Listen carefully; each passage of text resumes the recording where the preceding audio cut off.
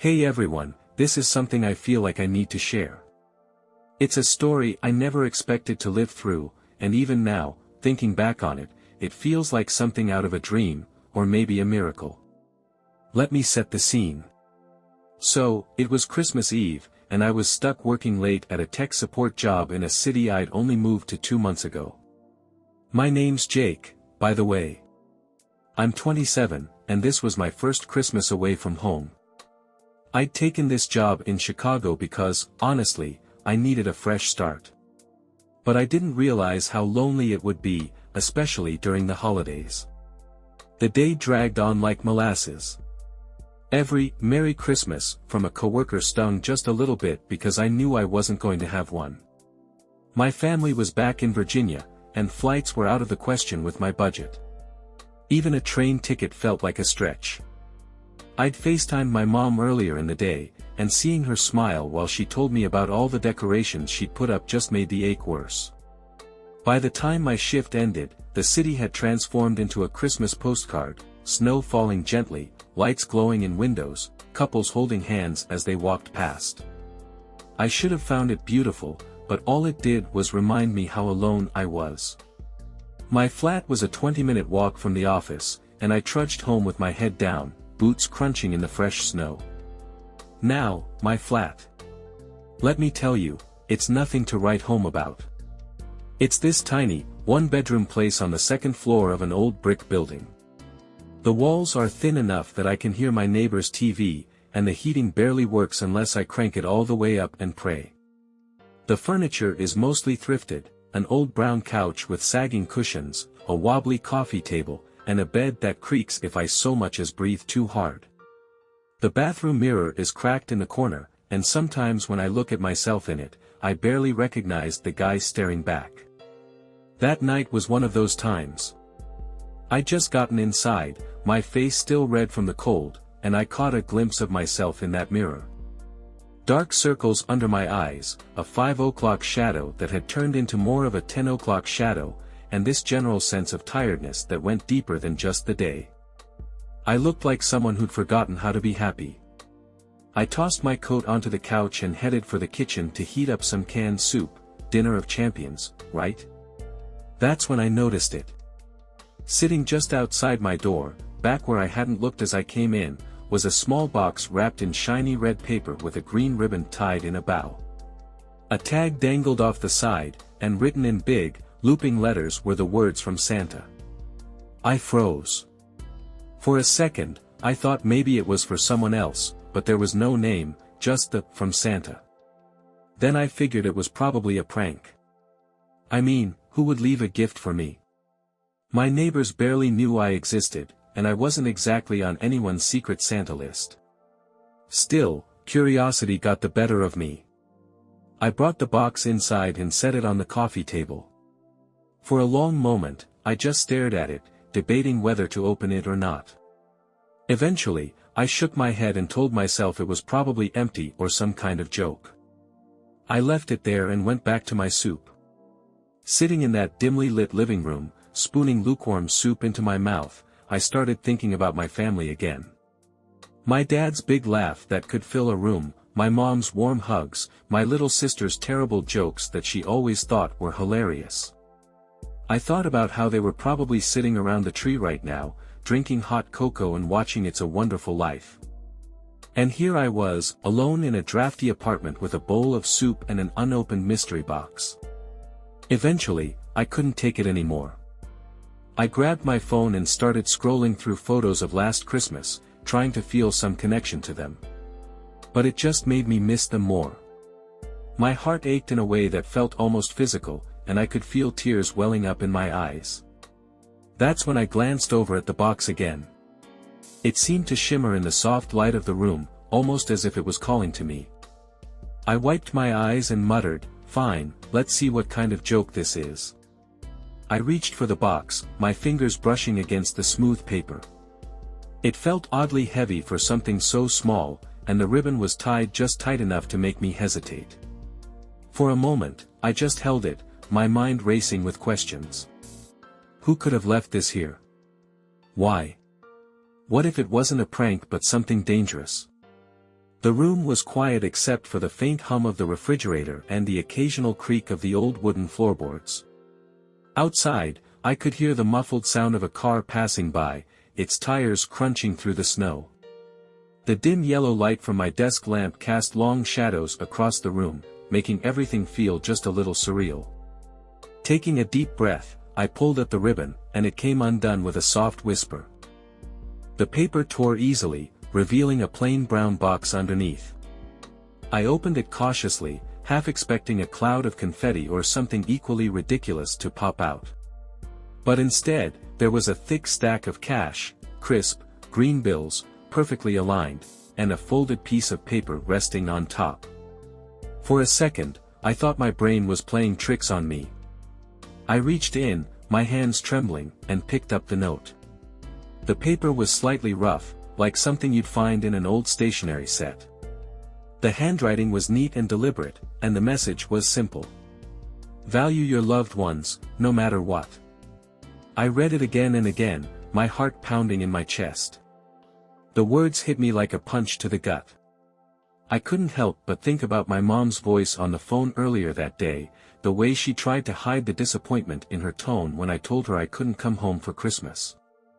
Then my gaze shifted back to the cash. I flipped through it, counting quickly. $5,000. $5,000. It didn't seem real. Who leaves that kind of money on someone's doorstep? And why me? I sat back on the couch, the box still in my lap, and stared at the room around me. The place suddenly felt even smaller than usual. The beige walls, scuffed from years of tenants before me, seemed to close in. The tiny Christmas tree I'd bought from the dollar store sat on the windowsill, its plastic branches sagging under the weight of a single string of fairy lights. Everything about this place screamed temporary, like it wasn't meant to be lived in, just passed through. My reflection in the darkened window caught my eye. I looked tired, exhausted, really. My brown hair was messy from running my fingers through it all day, and my gray hoodie hung loose on my frame, a size too big. For the first time, I really saw how lost I looked, like someone drifting through life without an anchor. The note echoed in my mind, value your loved ones, no matter what. A lump formed in my throat as memories flooded back. Mom standing in the kitchen, making her famous apple pie while humming along to Christmas carols. Dad showing me how to string lights on the tree, his big hands steady and sure. My sister, Emily, sneaking candy canes off the tree and giggling when she thought no one was looking. They weren't just memories, they were pieces of me, pieces I'd been neglecting in my quest to figure things out in a new city. I stood up abruptly, the box still in my hands, and paced the room. My brain was a whirl of emotions, disbelief, gratitude, longing, hope. I thought about how much this money could change things. A train ticket back to Virginia wasn't just possible now, it was a certainty. My phone was on the coffee table where I'd left it. I grabbed it and dialed Mom's number without even thinking. It rang twice before she picked up. Jake. Her voice was warm, like it always was, but there was a hint of surprise. Is everything okay? Mom, I said, my voice shaking. I'm coming home. There was a pause, and then she laughed, a sound so full of joy it made my chest ache. You are? Oh, honey, that's the best Christmas gift I could have asked for. I'll be there tomorrow, I promised.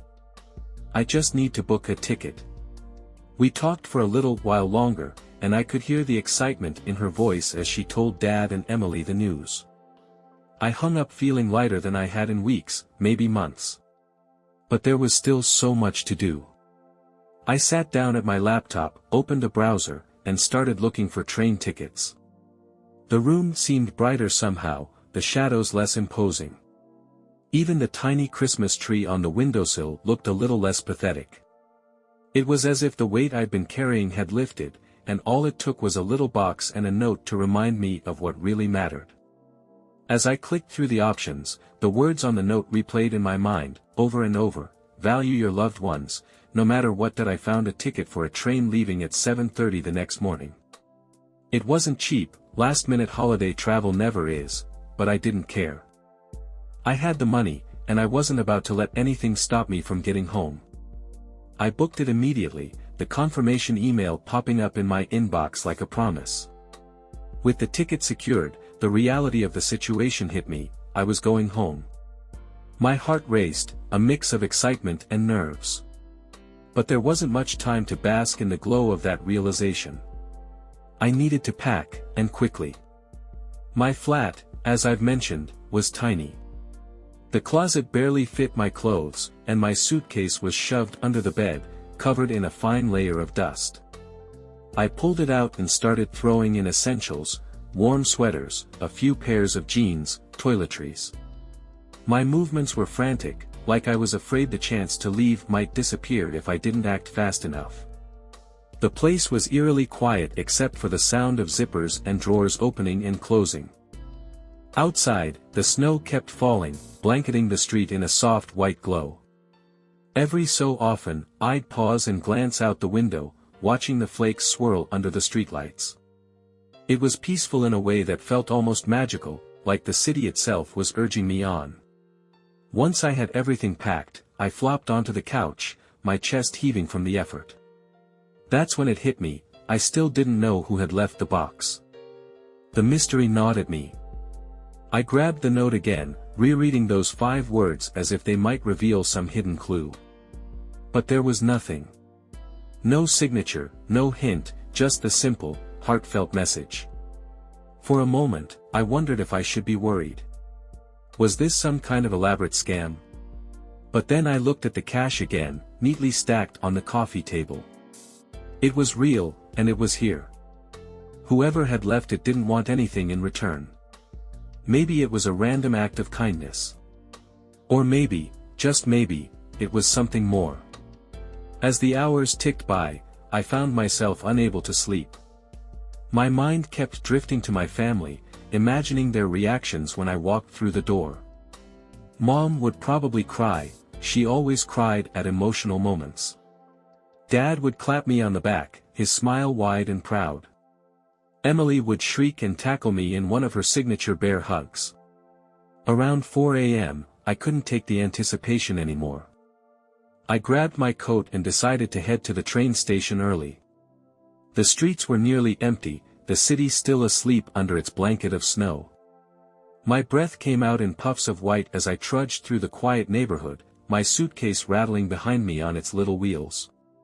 When I arrived at Union Station, it was bustling even at that hour. Travelers hurried to and fro, their faces a mix of exhaustion and excitement. The massive Christmas tree in the main hall sparkled with lights and ornaments, its presence commanding the room. I found a bench near my platform and sat down, my suitcase beside me. As I waited, I couldn't help but people watch. There was a family with 2 little kids, their faces glowing as they clutched matching stuffed reindeer. A young couple sat nearby, holding hands and sharing a thermos of coffee. An older man in a wool coat sat alone, his expression distant but content. It struck me how many stories were unfolding around me, all these lives intersecting for a brief moment in this place. And here I was, just one of them, caught in my own whirlwind of emotions and unexpected blessings. The announcement for my train finally came, and my heart leapt. I boarded quickly, finding a seat by the window. As the train pulled out of the station, the city lights blurred into the darkness, and I felt a sense of relief wash over me. I was on my way. The rhythmic clatter of the train wheels was almost hypnotic, and I found myself reflecting on the events of the past few hours. Who had left the box? Why me? And what had driven me to open it in the first place? Whatever the answers, one thing was clear, that simple act of generosity had changed everything. As the train sped through the snowy countryside, the sun began to rise, painting the horizon in shades of pink and orange. It felt like a new beginning, like the world itself was welcoming me home. The train ride felt both endless and fleeting. Every mile brought me closer to home, and yet, the minutes seemed to stretch. I stared out the window, watching the snow-covered fields and forests blur by. The world outside was calm, pristine, but inside, I was a storm of emotions, excitement, nervousness, and a strange undercurrent of disbelief that this was all really happening. About 5 hours later, the train pulled into the station in Roanoke. My hometown wasn't far from there, just a 20-minute drive. As I stepped onto the platform, the cold, crisp air hit me, carrying with it the faint scent of pine and wood smoke. It was a stark contrast to the bustling city I'd left behind. The station was smaller, quieter, but it felt like a warm embrace. I spotted my dad almost immediately. He was hard to miss, tall and broad-shouldered, with a thick gray scarf wrapped around his neck and a grin as wide as the horizon. He waved, and the moment I saw him, the last of my doubts vanished. "Jake," he called, his voice booming across the platform. I couldn't help but smile as I hurried over. He pulled me into a bear hug, his arms strong and steady. For a second, I felt like a kid again, safe and secure. "Look at you," he said, pulling back to study my face. "We've missed you, son." "I missed you guys too," I admitted, my voice thick with emotion. Mom and Emily were waiting in the car. When we pulled into the driveway, I barely had time to step out before Mom rushed toward me, her arms wide open. She hugged me so tightly I could hardly breathe, and when she pulled back, her eyes were glistening with tears. "You're really here," she said, her voice soft and full of wonder. "You don't know how much this means to us, Jake." Emily, my 18-year-old sister, tackled me next. "You better not move away again," she teased, though her voice cracked a little. "We're chaining you to the Christmas tree this time." The house looked exactly as I'd remembered it. Strings of colorful lights framed the windows, and a wreath hung on the door. Inside, the air was warm and filled with the smell of pine, cinnamon, and something baking in the oven, probably Mom's famous sugar cookies. The living room was decked out with garlands, stockings, and the Christmas tree, which stood tall and proud in the corner, its branches laden with ornaments we'd collected over the years. It was like stepping into a memory. As we settled around the table for Christmas dinner, I realized how much I'd missed this, the laughter, the shared stories, the sense of belonging. Dad carved the turkey while Mom fussed over the mashed potatoes. Emily kept stealing rolls from the breadbasket, earning mock glares from Mom. At some point, I decided to share the story of the mysterious box. I told them everything, from the moment I found it to the note and the money inside. Their reactions ranged from astonishment to disbelief. $5,000. Emily exclaimed, her eyes wide. "Are you sure this wasn't, like, a hidden camera prank or something?" "I thought about that," I admitted, "but it feels genuine. Like someone wanted to help me." Mom reached across the table and took my hand, her eyes full of warmth. "Whoever did it, they reminded you of what matters most. And we're so glad you listened." After dinner, I pulled out part of the money and handed it to Dad. "What's this for?" he asked, looking at me in surprise. "Consider it an early Christmas gift," I said with a grin. "Use it for whatever you need, or something fun. It's the least I can do after everything you've given me." They tried to protest, of course, but I wouldn't hear it. Seeing their smiles made it worth every penny. That night, as we gathered around the fire, sipping hot cocoa and listening to Christmas music, I felt something I hadn't felt in a long time: peace. The weight I'd been carrying, the loneliness, the uncertainty, was gone. In its place was a deep, unshakable gratitude. I didn't know who had left that box on my doorstep, but their message had changed everything. It wasn't just the money, it was the reminder that family is worth more than anything else in the world. As I looked around the room at the people I loved most, I knew one thing for sure: this was the best Christmas I'd ever had. The next morning, I woke up to the sound of laughter and the smell of coffee brewing in the kitchen. Sunlight streamed through the curtains in my old bedroom, casting a warm glow on the familiar walls. Posters of bands I'd loved as a teenager still hung in their places, and my bookshelf, crammed with dusty paperbacks, was just as I'd left it. For a moment, I lay there, soaking it all in. It felt surreal to be back, like I'd stepped into a life I'd almost forgotten. I headed downstairs, following the aroma of freshly baked cinnamon rolls. Mom was at the stove, flipping pancakes, while Dad sipped his coffee at the table, the newspaper spread out before him. Emily was perched on the counter, eating a piece of bacon straight from the pan. "Merry Christmas, sleepyhead," Emily said with a grin. "Merry Christmas," I replied, ruffling her hair as I walked past. We spent the morning unwrapping presents by the tree. The gifts weren't extravagant. Mom gave me a pair of cozy socks, Emily got a set of watercolor paints, and Dad unwrapped a new thermos, but the joy wasn't in the things themselves. It was in the laughter, the teasing, and the shared moments. As we sat there, surrounded by crumpled wrapping paper and half-eaten cinnamon rolls, I couldn't stop thinking about the box and the stranger who'd left it. Their generosity had brought me back here, to this exact moment. After breakfast, I decided to take a walk. The snow outside was untouched, glittering in the sunlight like a blanket of diamonds. The neighborhood looked like a scene from a Christmas card, with houses decked out in lights and wreaths, smoke curling from chimneys, and children building snowmen in their yards. I walked past the church on the corner, where the bells were ringing out a cheerful melody. The sight of it stirred something in me, a sense of connection, of being part of something bigger. When I got back to the house, Emily was waiting with a mischievous grin. "Come on," she said, grabbing my arm. "We're going sledding." Before I could protest, she'd pulled me into the garage, where our old sleds were still stashed.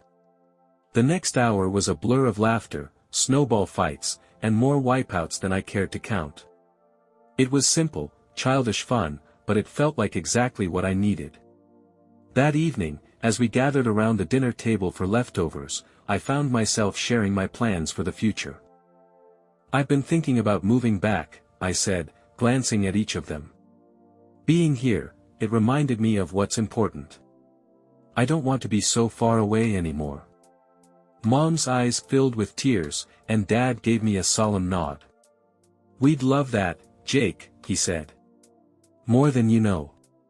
Later, as we sat by the fire, I pulled out my phone and posted a simple message to an online forum I joined recently. "I don't know who you are or why you chose me, but you changed my life. Thank you for reminding me of what matters most. I'll never forget your kindness." That night, as I lay in bed listening to the wind outside, I thought about the note again: value your loved ones, no matter what. Whoever had written those words had given me more than just money. They'd given me the greatest gift of all, a second chance to appreciate the people who loved me and a renewed sense of purpose. It was a Christmas I'd never forget, not because of the unexpected fortune, but because it brought me home in every sense of the word. And for that, I would always be grateful.